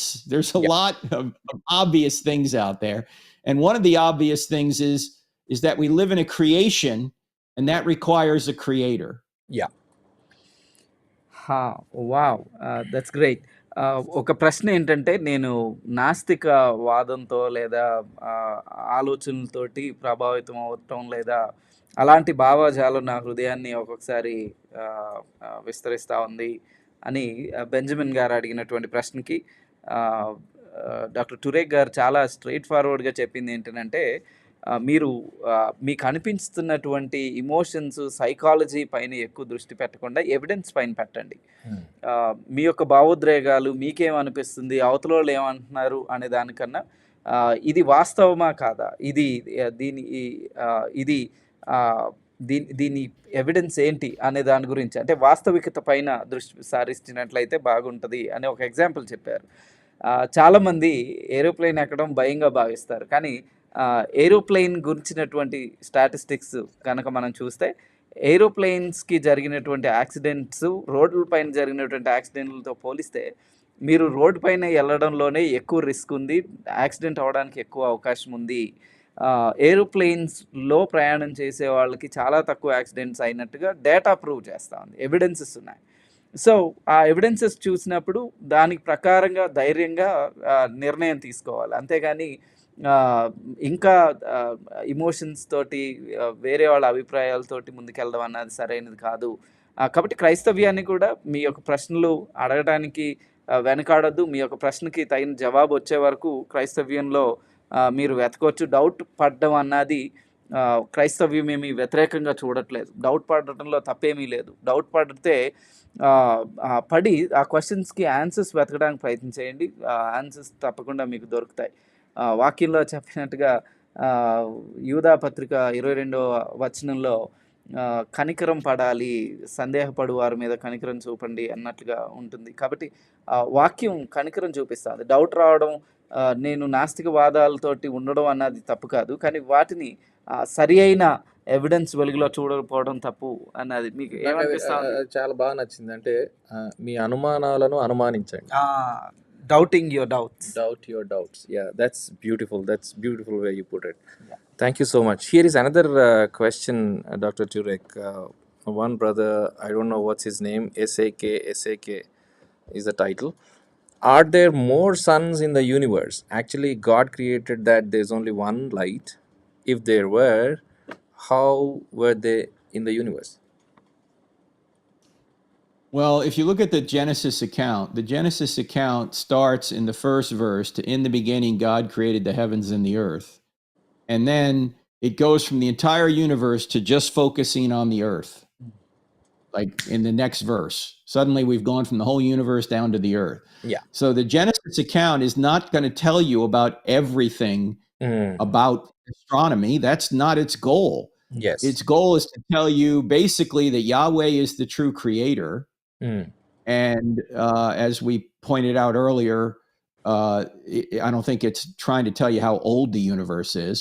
It's trying to tell you that Yahweh is the true creator. It's a polemic against the Egyptian creation story. And so it's not going to tell you everything about astronomy. This is similar to the question that we sometimes get, why doesn't God talk about the dinosaurs? Well, for the same reason he doesn't talk about the Great Wall of China and the pyramids. It's not part of the scope of the document. Yeah. I mean, it does talk about dinosaurs in the sense that God created all animals, but even a book on taxonomy doesn't talk about every animal out there. That's not the purpose of the document. The purpose of the Bible is to make you wise unto salvation, according to 2 Timothy 3. It's not to tell you everything about everything. No book could do that. Yeah. Right? There's no book that could tell you everything about everything. The Bible is focused in on telling you how to get saved and sanctified. Wonderful. That's what it's about, and to tell you about God. Sure. So it's not there to, it's not a book on taxonomy. It's not a book on astronomy.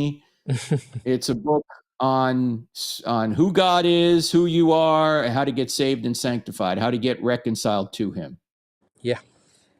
Wow! ప్రశ్న ఏంటంటే సూర్యుడు భూమికి ఒక్క సూర్యుడినే దేవుడు సృజించినట్టుగా మనకి ఆదికాండంలో కనిపిస్తా ఉంది. కానీ సైన్స్ ప్రకారంగా చాలా సూర్యులు ఉన్నట్టుగా కనిపిస్తా ఉంది అని అడిగారు. అయితే ప్రశ్నకి సమాధానంగా టూరెక్ గారు చెప్తూ వచ్చింది ఏంటనంటే, దేవుడు మొదటి అధ్యాయంలో డైరెక్ట్‌గా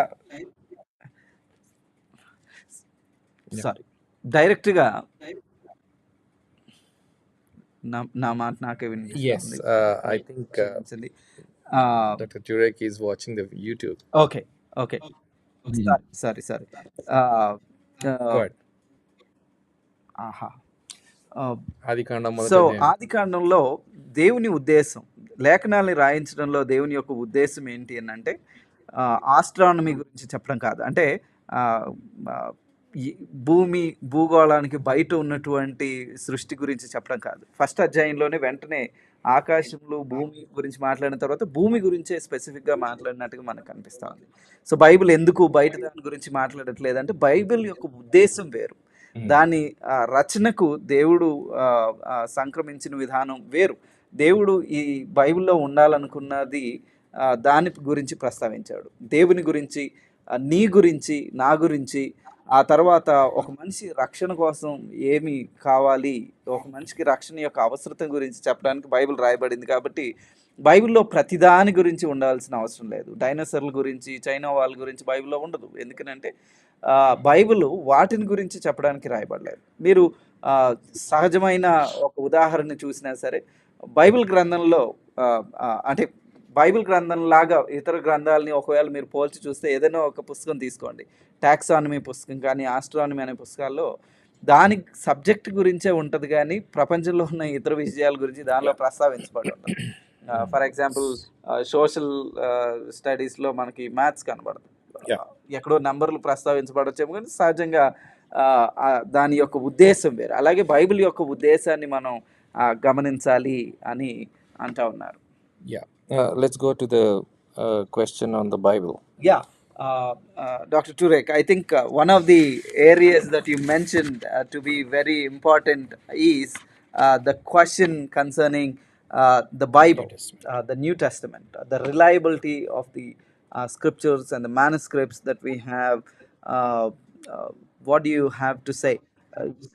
That you said we want to get to the truth no matter what, and we are interested in seeking the truth, and we are dependent on the book that God has given us to seek the truth. So when people are asking questions concerning that book itself, the foundation itself, how do you help believers to think about it? Well, we go through those 4 questions I mentioned earlier. And by the way, I got about 5 more minutes, then I have to go. Yes. But truth, God, miracles, New Testament. Remember, we mentioned those 4 questions. Does truth exist? Does God exist? Are miracles possible? Yes. And is the New Testament telling us the truth, particularly about the resurrection? And so I'm going to go back to those 4 questions, and I'm going to point out that if truth exists, and it does, if God exists, and he does, if miracles are possible, and they are, then it's possible that Jesus rose from the dead. Mhm. And if he rose from the dead, then Christianity can be shown to be true. Mhm. And so what we do is we give evidence that Jesus rose from the dead.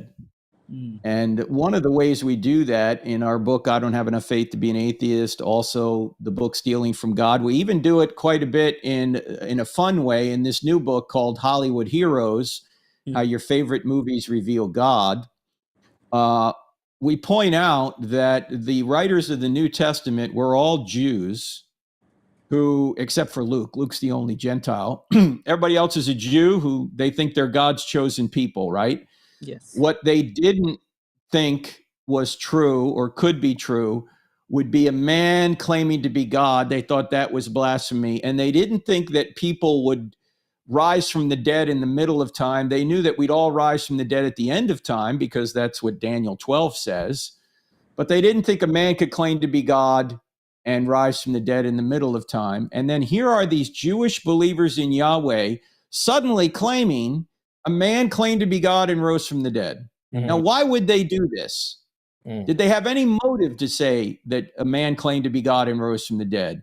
Especially when they would be beaten, tortured, and killed for saying so. Mm. No, they had no motive to invent this. They had every motive to say it wasn't true, not every motive to say it was true.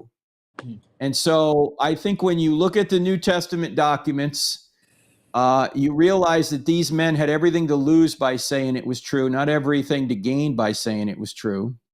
They didn't get any of the 3 great motivators that cause people to lie or motivate people to lie. They didn't get sex. They didn't get money. They didn't get power by saying Jesus had died and rose again. They got the opposite of all that. They got basically persecuted for saying it was true. And they also include several embarrassing details they never would have invented. They never would have said that Peter denied Christ 3 times. They never would have said they were all cowards while the women were the brave ones that marched down to the empty tomb. They never would have said that they were doubters. Even at the Great Commission, they're doubting that Jesus is who he said he is after he's risen from the dead. They would never depict themselves as dim-witted, as stupid, as not understanding Jesus. They never would have said that Jesus was called a madman, a drunkard, or demon-possessed. They never would have said that Jesus' own family thought he was out of his mind. They never would say that his brothers didn't believe in him. This is all embarrassing. And historians know that if there's something embarrassing to the author or authors, it's probably true. And so, and then there's eyewitness details in there that only an eyewitness would know. There's a lot of evidence that the New Testament writers are telling the truth. And if they're telling the truth, that Jesus died and rose again, then Christianity's true. And then you say, well, how do you know the whole Bible's true? Well, look, if Jesus rose from the dead, then he's God. And whatever God teaches is true. Jesus taught the Old Testament was the word of God, and he promised the New Testament. So on Jesus's authority, we trust that the Old Testament is true, and so is the New Testament. Why? Look, I just have a personal policy. If somebody rises from the dead, I just trust whatever the guy says. All right. He predicted and accomplished his resurrection from the dead. So I'm saying that he is telling the truth. Now, we go into a lot of detail and answer a lot of objections in this book. I don't have enough faith to be an atheist. So if you really want to get into it, you can get this. Again, if you want a fun way of dealing with this is the new book that young people will particularly like, Hollywood Heroes, How Your Favorite Movies Reveal God. So we have resources out there. And of course, if you don't do anything else, download our free app, the Cross-Examined app.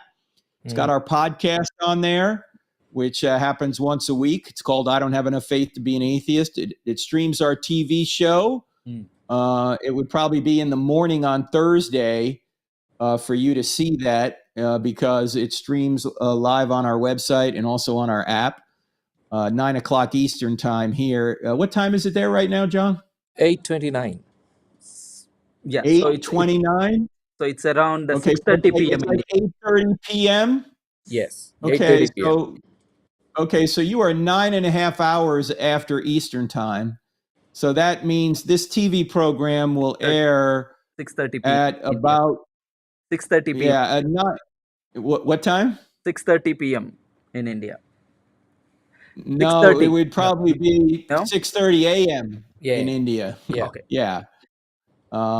Because it's 9 p.m. here when the Okay. show airs. Then So it is it's AM. going to be a morning program where you are. Yes, it will Yeah. be 6:30 a.m. Yeah. Yeah, but you can see it on our Cross-Examined app. Yes. Excellent. Yes. Excellent. Yeah. A big round of applause to Dr. Frank. Oh, yeah, there it is right there. I bring my own audience.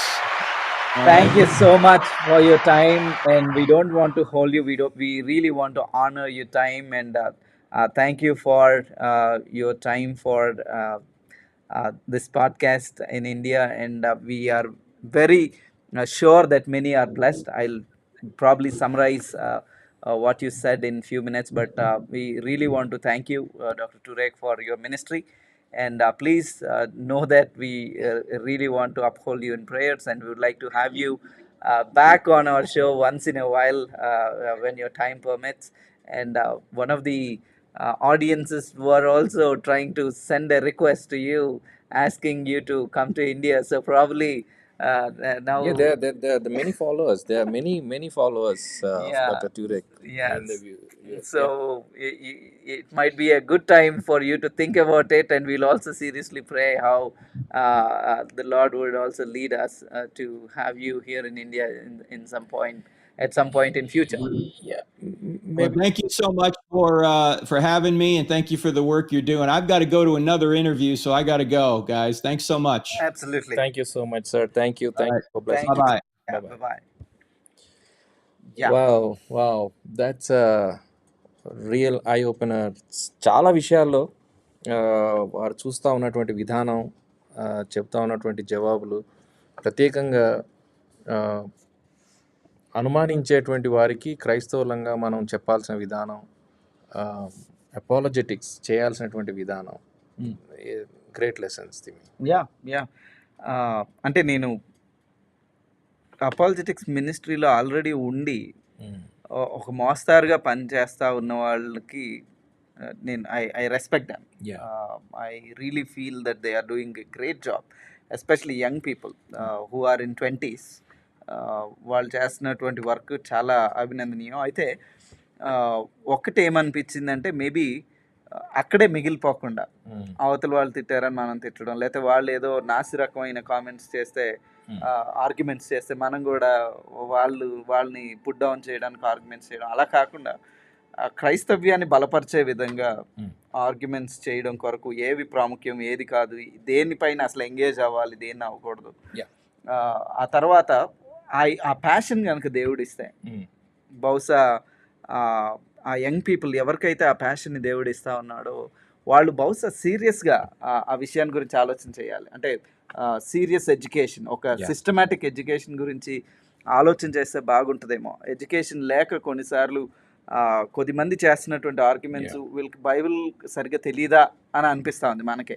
ఇంకో విషయం ఆయన చెప్పింది నాకు చాలా చాలా హృదయాన్ని తాకింది. ఏంటంటే you don't need to have a big organization, big ministry to do apologetics. Apologetics అనగానే మనం పెద్ద లెవెల్లో చేయాల్సిన అవసరం లేదు. ప్రతి వ్యక్తి సంఘంలో ప్రతి వ్యక్తి ఈ పని చేయాలి, ప్రతి వ్యక్తి ప్రశ్నలకు జవాబులు ఇవ్వాలి, ప్రతి వ్యక్తి సత్యం తెలుసుకోవాలి, సత్యాన్ని గురించి నిలబడాలి. అది మీరు అన్నట్టుగా అది కూడా నాకు చాలా చక్కగా అనిపిస్తుంది. అంటే చిన్న గ్రూప్స్ అని అన్నారు ఆయన. చిన్న గ్రూప్స్ని ఫోకస్ చేసి చిన్న గ్రూప్స్లో సమాధానం చెప్పగలిగి, చిన్న గ్రూప్స్ని మెంటర్ చేయగలిగి, చిన్న గ్రూప్స్ని నడిపించగలిగే వాళ్ళు అనేక మంది కావాలి. సో అలాంటి చోటు కూడా అవసరం ఉంది. కాబట్టి ఓన్లీ స్క్రీన్ పైన కూర్చుని హడావుడి కాకుండా లోకల్గా ఉన్నటువంటి చర్చెస్, చిన్న చిన్న చర్చెస్లో చిన్న చిన్న గ్రూప్స్ని, యంగ్ పీపుల్ ఉన్నటువంటి చోటు పరిచర్యకి చాలా స్కోప్ ఉంది అన్న విషయం. ఇంకో విషయం నాకు గుర్తొస్తా ఉంది. ఆయన చెప్పింది చాలా ప్రాముఖ్యమైనది. ఈ మధ్య మనం మర్చిపోతా ఉంది. ఏంటంటే బిలీవర్లను తయారు చేయడం కాదు మన గోల్, శిష్యులను తయారు చేయడం. డిసైప్లింగ్ అనేది అది దట్స్ అంటే చాలా లోడెడ్ స్టేట్మెంట్ అది. Absolutely. So anyway, it's time that we really go. Thank you very much, friends, for joining. ఈ సాయంకాలం I must appreciate Timmy for getting in touch with Dr. Turek and bringing him on the show. My pleasure. Yeah. Thank you so much for praying for RTF. Brothers, please pray for RTF. ఇలాంటి గొప్ప గొప్ప స్కాలర్స్ని మన తెలుగు క్రైస్తవ సంఘానికి పరిచయం చేయాలనే ఉద్దేశంతో చాలా ప్రయత్నాలు చేస్తూ ఉన్నాం. ఈ ప్రయత్నాలన్నింటి కొరకు ప్రార్థన చేయండి. ఆర్టీఎఫ్ పరిచర్య కొరకు ప్రార్థన చేయండి. మన ట్యాగ్ ఎకోయింగ్ ద ట్రూత్, సత్యాన్ని ప్రతిధ్వనింపజేయడం, అది మన ఉద్దేశం. So thank you so much for joining. కొన్ని ప్రకటనలు గమనించండి. వచ్చే మంగళవారం నుంచి యుగాంత శాస్త్రం స్టడీస్ ఇన్ ఎస్కటాలజీ స్టార్ట్ చేయబోతా ఉన్నాం. 9 to 10 సెషన్స్ ఉంటాయి. సో ప్రార్థన చేయండి, ప్రిపేర్ అయ్యి రండి.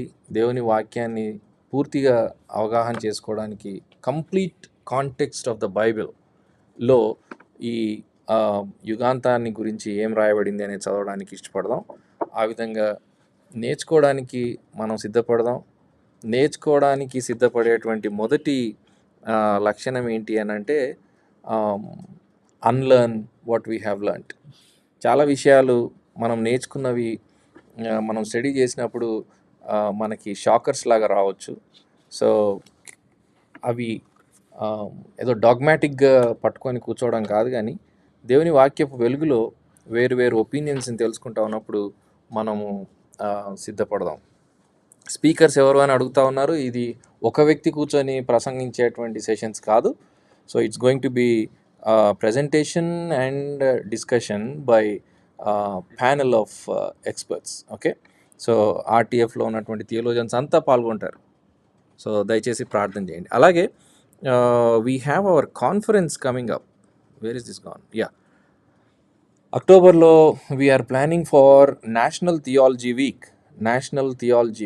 1 week ఆఫ్ థియోలాజికల్ ఇష్యూస్. ఇప్పుడు చూసినటువంటి దైవజనులు లాంటి వాళ్ళు ప్రపంచ ప్రఖ్యాతిగాంచినటువంటి థియోలోజన్స్ రాబోతూ ఉన్నారు. సో ప్రార్థన చేయండి. This is by registration. ఆ డీటెయిల్స్ మీకు వచ్చే వారం చెప్తాం. This has to be by registration only via Zoom.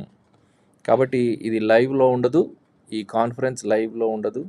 ఈ conference only via Zoom. So limited admissions ఉంటాయి. సో దయచేసి మీకు ఆ ఇన్ఫర్మేషన్ ఇచ్చినప్పుడు అందులో రిజిస్టర్ చేసుకోండి. Thank you very much for joining. Is there anything else that we have to talk about? Yeah, there is one more. Our Bible, children's Bible. Children's Bible, God's word for the children in pictures. దయచేసి పిల్లల చేతిలోనికి అందేట్టుగా చేద్దాం. పిల్లలు దేవుని వాక్యాన్ని నేర్చుకోవడం చాలా చాలా అవసరం. సో అందుకోసం please contact on that number. 250 rupees a book plus postage. Yeah. Awesome. Thank you. I think it's a great privilege for our Yes. audience, and I hope people will take it in right spirit. Yeah, you have to. They And, have to. Yeah. and they would benefit out of these discussions. Yes. పునరాలోచిస్తూ better అపాలజిస్ట్గా కొద్దిమంది తయారవ్వాలి. అందరికి పిలుపు అది కాకపోవచ్చు, కానీ ఎవరికి ఆ పిలుపు ఉందని అనుకుంటా ప్రతి క్రైస్తవుడు జవాబు చెప్పే పరిస్థితిలో ఉండాలి అని ఆయన చెప్పారు. ఎక్సలెంట్. ఐ థింక్ ప్రతి క్రైస్తవుడికి ప్రాథమిక విషయాలు తెలిసి ఉండాలి, దాంట్లో తిరిగే లేదు.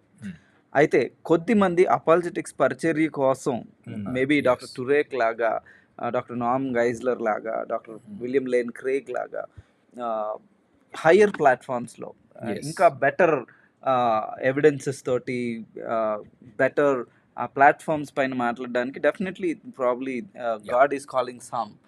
అండ్ ఒకసారి ఆయన పుస్తకాలు మరొకసారి పరిచయం చేద్దామా? డాక్టర్ ట్యూరెక్ గారివి అండ్ ఆల్సో నార్మన్ గెయిజ్లర్ గారు అండ్ ఫ్రాంక్ ట్యూరెక్ గారు రాసిన పుస్తకం లెజిస్లేటింగ్ మొరాలిటీ, మళ్ళీ I don't have enough faith to be an atheist, వాళ్ళిద్దరు కలిసి రాసింది. మళ్ళీ ఫ్రాంక్ ట్యూరెక్ గారు రాసింది కరెక్ట్ నాట్ పొలిటికలీ కరెక్ట్.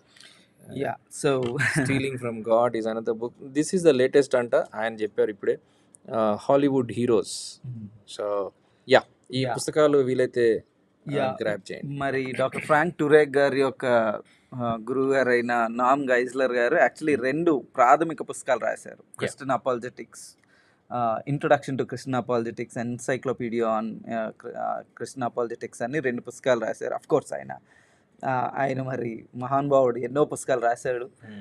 కానీ అపాలజెటిక్స్కి రిలేటెడ్గా 2 చాలా ఇంపార్టెంట్ పుస్తకాలు రాశారు ప్రాథమికమైన విషయాలు తెలుసుకోవడానికి. సో అలాంటి పుస్తకాలు బహుశా మీరు చదివితే ఉపయోగం ఉంటుందని భావిస్తా ఉన్నాం. So based on your call and commitment, please use these resources and move ahead. Questions అడుగుతూ ఉన్నారు నాస్తికులు లేదా బయట వాళ్ళు అని అంటే, వాటికి డెఫినెట్లీ ఇలాంటి మంచి పరిశోధనాత్మకంగా రాసినటువంటి పుస్తకాల్లో మీకు బెటర్ ఆన్సర్స్ దొరుకుతాయి.